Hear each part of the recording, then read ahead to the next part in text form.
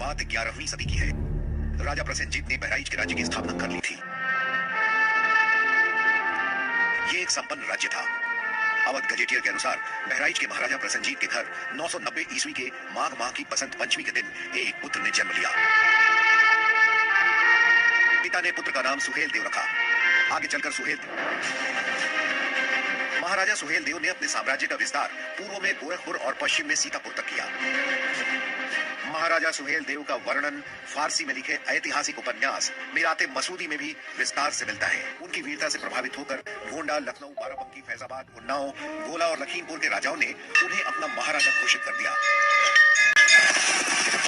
हिंदू गौरव की रक्षा के लिए महाराजा सुहेल देव पासी के नेतृत्व में कई युद्ध भी लड़े गए।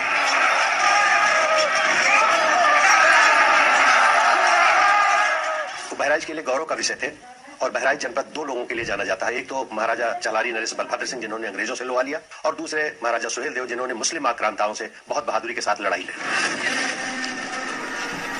सुहेल देव की वीरता की कहानी का सबसे महत्वपूर्ण हिस्सा शुरू होता है जब महमूद गजनवी भारत की विरासत और खजाने को लूटकर वापस जा चुका था। महमूद गजनवी मध्य अफगानिस्तान में केंद्रित तुर्क मूल का गजनवी वंश का शासक था। महमूद गजनवी को हम एक ऐसे आतंकित करने वाले और दुर्दांत राजा के रूप में जान सकते हैं जिसने भारत के ऊपर 17 बार आक्रमण किया और भारत की सारी मंदिरों की संपत्तियों को लूटने और हड़पने का प्रयास किया। इन आक्रमणों से उसका उद्देश्य एक इस्लामिक राज्य की स्थापना करना ही नहीं था, बल्कि भारत के मंदिरों को तहस नहस करते हुए उनकी सकूत संपत्तियों को लूटने का भी इरादा रखता था। 1026 में काठियावाड़ में सोमनाथ मंदिर को लूटने वाला यही महमूद गजनवी था। महमूद गजनवी की मृत्यु के बाद उसके भतीजे सैयद सालार मसूद ने भी अपने चाचा की तरह गाजी कहलाने के लिए भारत पर हमला बोला। सैयद सालार मसूद की सेना ने दिल्ली पर आक्रमण किया।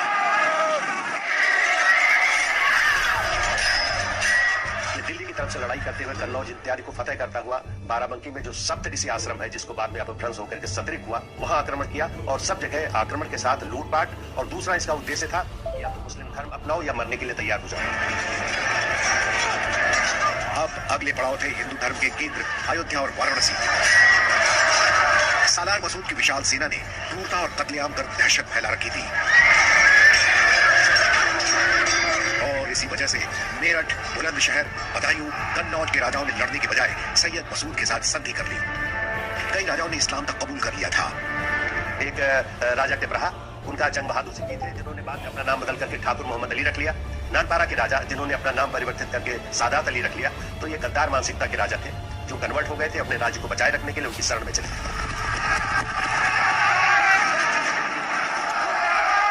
तमाम राज्यों को जीतकर सालार मसूद ने कन्नौज को ही अपना केंद्र बना लिया। यहां से अयोध्या और उसके आसपास के राज्यों को लूटने की योजना बनाने लगा। लेकिन मसूद के इरादों की खबर महाराजा सुहेल देव पासी को उनके गुप्तचरों ने पहले ही दे दी थी। अब यहाँ पर प्रश्न यह उठता है कि सैयद सालार मसूद ने सुहेल देव पर आक्रमण क्यों किया?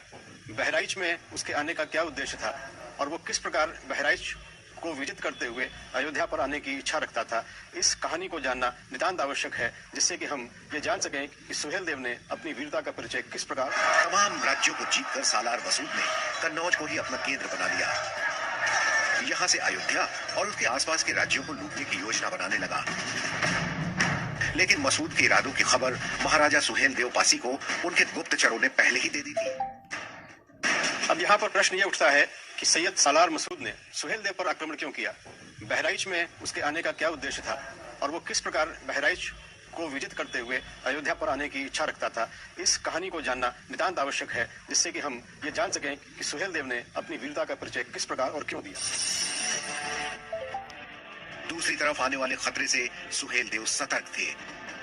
अपने गुप्तचरों से निरंतर मसूद की योजना की खबर भी ले रहे थे। मसूद के आक्रमण का कड़ा जवाब देने के लिए आसपास के सभी राजाओं के पास महाराजा सुहेल देव ने संदेश भिजवा दिया था कि मसूद की 1.5 लाख से ज्यादा की विशाल सेना का सामना लामबंद होकर ही किया जा सकता है। राजा सुहेल देव ने अपने साथियों के साथ एक ऐसे महायुद्ध की तैयारी की थी जिसे इतिहास जानने वाला था। लेकिन युद्ध के कुछ नियम होते हैं जिनका पालन सुहेल देव ने किया, लेकिन आक्रमणकारी सालार मसूद ने उसका पालन न करते हुए आधी रात को आक्रमण किया, जिसका अभ्यास इन राजाओं को नहीं था।